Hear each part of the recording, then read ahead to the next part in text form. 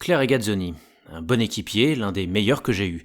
Je ne savais jamais ce qu'il faisait. On dit souvent que le premier adversaire d'un pilote de Formule 1 n'est autre que son coéquipier, et cette déclaration de Niki Lauda à propos d'un pilote suisse moustachu qu'il affronta chez Ferrari entre 1974 et 1976 le montre bien. Cette observation minutieuse de l'autre côté du garage qui confine à l'obsession est en effet l'une des constantes essentielles de l'histoire de la catégorie reine du sport auto. Que fait-il de mieux que moi avec le même matériel? Quelles sont ses faiblesses? Et que puis-je apprendre de lui? Autant de questions qui taraudent encore aujourd'hui les esprits tordus de nos pilotes. En revanche, ce qu'on oublie souvent d'ajouter, c'est que ce rapport de force en interne est fondamentalement contradictoire avec le jeu d'équipe qui est censé régner au sein de chaque maison. En somme, la F1 est un oxymore, un sport collectif à finalité individuelle. Et ce Grand Prix du Japon 2023 en a été un rappel flagrant.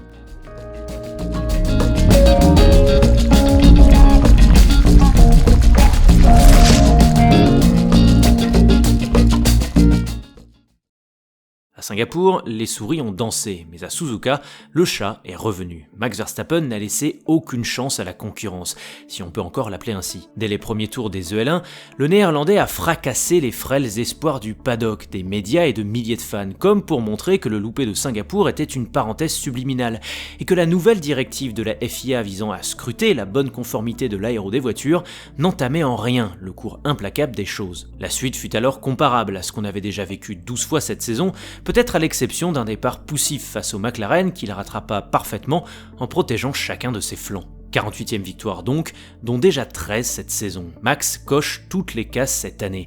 Et avec 400 unités au compteur, auxquelles on pourrait facilement ajouter une bonne centaine d'ici Abu Dhabi, il aurait sans doute permis à Red Bull de remporter le championnat constructeur à lui tout seul. Dans ce cas, pourquoi l'écurie autrichienne a-t-elle pris la couronne dès Suzuka? Eh bien parce que, et on l'oublierait presque, Max Verstappen dispose encore d'un coéquipier. Un coéquipier qui se vit trop vite en challenger de son illustre champion pour qui il nourrissait une véritable fixette. Un coéquipier qui un temps voulut jouer la carte de l'individuel au détriment du collectif.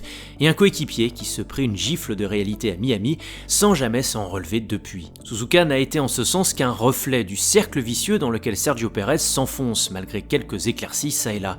P5 en qualification à près de 8 dixièmes de son leader, 3 accrochages en course, 2 pénalités, suivis de 2 abandons. L'excuse du développement d'une RB19 pleinement orientée vers Max ne tient plus, encore moins sur les terres de Honda, soit quasiment à domicile. Sergio Pérez a ainsi renvoyé une image désastreuse au beau milieu de la liesse chez Red Bull, image incarnée par ce bref retour en piste visant simplement à lui faire purger une pénalité et qui, symboliquement, s'apparentait à une humiliation publique. Suzuka rappelle ainsi que dans les faits, Red Bull n'a pas besoin de Sergio Pérez pour prendre un championnat constructeur, et dans l'impression, la 16e manche du championnat du monde confirme que l'ambition individuelle de Pérez ne sera plus jamais d'aller chercher un titre en se comparant constamment à son équipier, mais tout simplement de survivre au sein de son écurie.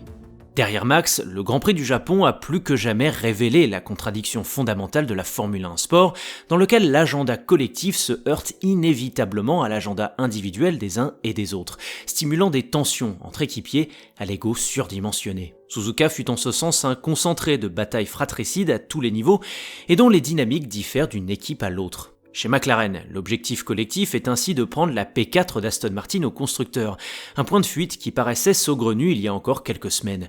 Mais avec 33 points marqués pour les papayes à Suzuka contre seulement 4 pour les verts, le saugrenu devient plus que probable, à l'heure où seulement 49 unités séparent les deux écuries britanniques et où les évolutions apportées à la MCL 60 semblent épouser tout type de tracé. Il n'empêche que dans le détail, le double podium de Lando Norris P2 et Oscar Piastri P3 laisse présager quelques tensions à venir au sein de chez McLaren.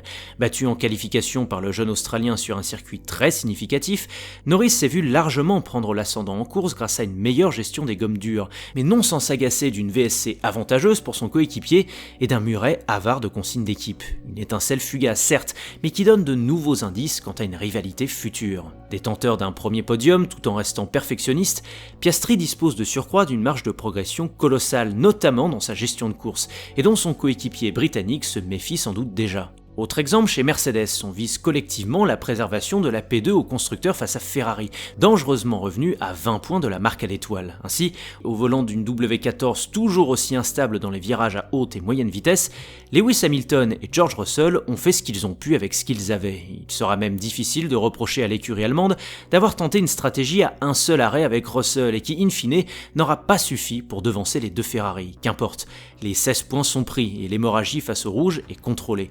Toutefois, d'un point de vue individuel, on peut sincèrement se demander si les deux pilotes ont voulu jouer le jeu de l'équipe ce dimanche sans se gêner mutuellement. Et pour alimenter ce doute, il suffit de revisionner 3 manœuvres musclées qui auraient pu mettre un terme à la course de l'un comme de l'autre. Du dépassement au chausse-pied de Russell à la chicane du tour 5, au coup de roue limite de Hamilton au premier virage du tour 6, en passant par un quasi-accrochage à l'entrée de Spoon au tour 16, rien ne justifiait au vu de l'enjeu constructeur que l'ego individuel reprenne le dessus. Et pourtant, même sans titre ou victoire en vue, le bras de fer interne chez Mercedes est évidemment toujours de mise. Russell avait à cœur de rattraper sa bourde de Singapour, un Grand Prix au cours duquel il avait enfin pu s'imposer face à son illustre coéquipier. Et de son côté, un Lewis Hamilton grognon envers son équipe du fait d'une monoplace toujours aussi difficile à piloter selon lui, n'avait aucunement l'intention de remettre en jeu un trône qu'il a récupéré au forceps cette année. Georgie Boy a ainsi démontré à Suzuka qu'il n'avait définitivement pas la tendresse de Valtteri Bottas et que son ambition personnelle valait bien quelques secondes de perdu au profit de Ferrari, un jeu dans lequel Hamilton est rentré la tête la première. Chez Ferrari également, l'objectif équipe est clair à première vue. Il s'agit de shipper cette P2 constructeur à Mercedes en tirant parti d'une SF23 revigorée depuis Monza et dont on comprend enfin les tenants et aboutissants. Mais à l'intérieur, chaque pilote suit sa propre feuille de route. Dominé par Carlos Sainz depuis la rentrée, Charles Leclerc avait surtout à cœur d'inverser la tendance dans le rapport de force qu'il oppose à l'Espagnol pour le leadership de la Scuderia. Et le moins que l'on puisse dire, c'est que discrètement, le Monégasque a remis les pendules à l'heure sur les grandes courbes de Suzuka qui mettent en valeur ses qualités de pilote. Il n'empêche que la copie rendue par Leclerc fut parfaite pour la première fois depuis Spa, de son tour de Q3 irréprochable à sa course solide du dimanche, légèrement devant un Sainz déçu à la stratégie et marqué par un dépassement incroyable sur George Russell à l'extérieur du virage 2. Après les points sur les i, ce sont donc les barres sur les t que Charles Leclerc doit désormais inscrire en guise de confirmation et pour le bien de son statut présumé chez Ferrari, car P2 constructeur ou pas, Carlos Sainz l'a signifié à l'Italie tout entière, notamment depuis la rentrée. Le leadership chez Ferrari n'est pas un acquis. Et si vous croyez que la friction entre équipiers n'émane que des top teams reniflant le sang de la victoire, que nenni. Chez Alpine, on a certes cherché à Suzuka à maximiser le nombre de points marqués en tentant d'aller chercher la P8 d'Alonso avec Pierre Gasly suite à une consigne d'équipe au détriment d'Esteban Ocon. Mais une fois la cible manquée, c'est la nouvelle inversion des positions au dernier tour entre les deux pilotes qui rappelle que même pour une modeste P9, l'obsession de devancer l'autre côté du garage pointe inévitablement le bout de son nez. D'où la réaction tant logique qu'excessive de Pierre Gasly, finalement P10 à l'arrivée. Pas de quoi non plus monter un drame de toutes pièces entre les deux Français comme on tend à le faire. Toutefois, le Japon aura confirmé qu'avec deux pilotes d'un niveau proche, les frictions sont vite arrivées. Vous voulez qu'on continue la liste ? Très bien, alors terminons par AlphaTauri. L'actuelle lanterne rouge du plateau prépare certes l'avenir de son rebranding après avoir signé Daniel Ricciardo et Yuki Tsunoda pour 2024. Pourtant en piste, chacun cherche à prouver sa valeur par rapport à l'autre. Tsunoda apporte ainsi un supplément d'âme en qualif à domicile, quand Liam Lawson continue de faire les yeux doux à Helmut Marko en dépit des annonces par un dépassement musclé sur le japonais lors du premier tour. Objectif, montrer ce qu'il vaut par rapport à son étalon, ayant déjà 60 grands prix dans les pattes. Alors vous le voyez, le rapport de force en interne est partout, tout le temps, au sein de la Formule 1. Et c'est toute l'ambiguïté de la catégorie reine et des équipes qui la composent. Chaque pilote scrute son voisin de garage tel un référentiel, comme Niki Lauda scrutait Claire Regazzoni à son époque. Certains s'en obsèdent, quitte à s'écrouler et perdre la confiance du collectif. D'autres s'en servent comme levier d'Archimède pour se mettre en valeur. Et d'autres n'ont de cesse que de vouloir prouver qu'ils sont les élus sur lesquels le management et le développement technique devraient s'appuyer. Un jeu à qui tout double pour les écuries qui assistent plus ou moins passivement à une émulation saine ou à des frictions inévitables. Nier ce rapport de force, y compris pour les formations qui ne jouent pas la gagne, c'est donc passer à côté de l'essence même de ce sport. Merci d'avoir écouté cette chronique, j'espère qu'elle vous aura plu. N'hésitez pas à me partager en commentaire ce que vous avez pensé de ce Grand Prix et de mes propos. Pour le reste, un abonnement, un like, un partage, une clochette, je vous laisse me rétribuer d'une petite aide à la hauteur de votre envie. A très vite pour la suite des aventures, allez, ciao!